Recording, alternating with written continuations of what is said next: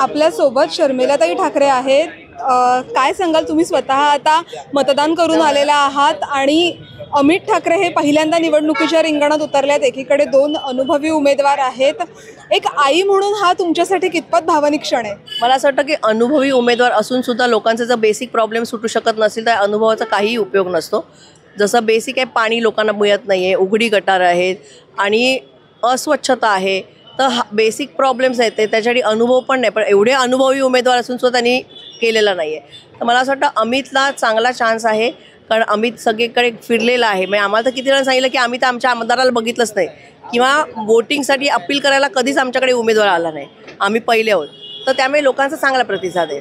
विजयाची कितपत निश्चिती वाटते, कारण तुम्ही स्वतः डोर टू डोअर या संपूर्ण विभागात फिरताय, कसा रिस्पॉन्स मिळतोय आणि विजयाची कितपत खात्री वाटते अमित ठाकरेंची? मला असं वाटतं की विजय नक्की आहे, पण मला तो मतदान चांगल्या मार्जिनने विजय हवा आहे. म्हणजे 2000 जिंकला असं नको आहे, मला चांगल्या मार्जिन विजय हवा. एक शेवटचा प्रश्न ताई, वरळीमध्ये आता राज ठाकरेंच्या नावाचं किंवा त्यांची सही असलेलं एक फेक पत्र फिरतंय, तर काय सांगाल याबद्दल? समोरचे जे हरले आहेत त्याच्यामुळे त्यांना ह्या सगळ्या क्लुप्त्या करायला लागत आहेत की ते मानसिकरित्याच किती हरले ह्याच्यावरून आपल्याला कळू शकतं.